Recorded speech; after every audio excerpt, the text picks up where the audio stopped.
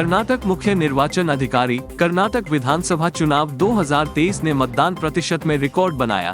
कर्नाटक के लोगों ने चुनावों में अभूतपूर्व प्रदर्शन कर इतिहास रच दिया है। सभी मतदाताओं का दिल से अभिनंदन। कर्नाटक के मुख्य निर्वाचन अधिकारी राज्य के भविष्य को आकार देने में उनकी सक्रिय भागीदारी के लिए अपने ट्विटर अकाउंट के जरिए सभी मतदाताओं को बधाई दी है।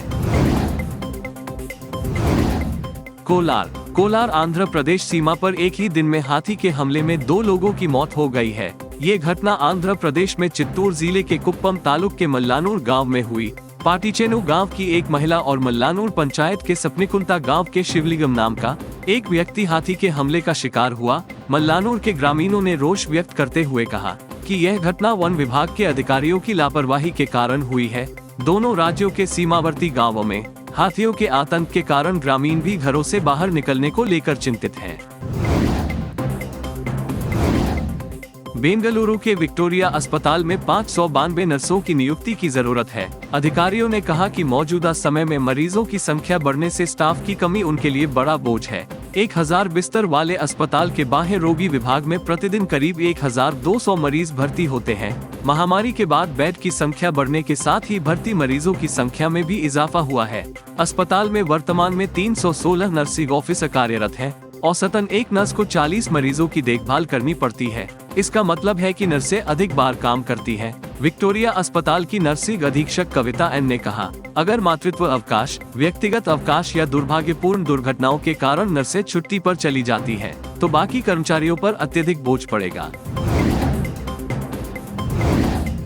मैसूरू स्थित रक्षा खाद्य अनुसंधान प्रयोगशाला के वैज्ञानिकों ने सियाचिन में सैनिकों को ताज़ा भोजन की आपूर्ति करने के लिए एक एंटी फ्रीज कंटेनर तकनीक का आविष्कार किया है।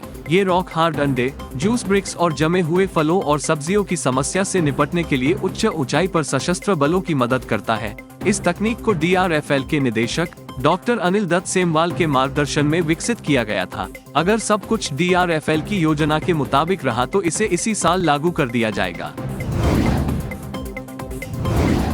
बेंगलुरु, जहां एक व्यक्ति का शव हाथ पैर बंधा और जला हुआ पाया गया, उस मामले की जांच में कोई प्रगति नहीं हुई है। 3 मई को शहर के बाहरी इलाके राजनिकुटे के एक फ्लैट में 48 वर्षीय एक व्यक्ति का जला हुआ शव मिला था। कहा गया कि उस शख्स के हाथ पैर चारपाई से जंजीर से बांधकर जलाए गए थे। पता चला है कि मामला दर्ज करने वाली पुलिस ने चुनाव ड्यूटी में व्यस्त होने के कारण जांच में कोई प्रगति नहीं की। कोलार, श्रीनिवासपुर कस्बे में गुरुवार की रात जिसमें कांग्रेस और JDS कार्यकर्ताओं के बीच मारपीट में एक कांग्रेसी पार्षद घायल और उन्हें अस्पताल में भर्ती कराया गया।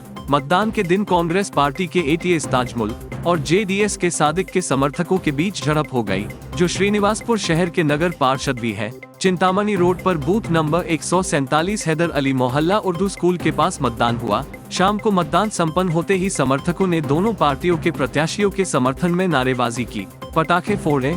इस बार दोनों पार्टियों के समर्थकों के बीच झड़प हो गई। झड़प के दौरान कांग्रेस पार्टी ATS ताजमुल को चाकू मार दिया गया।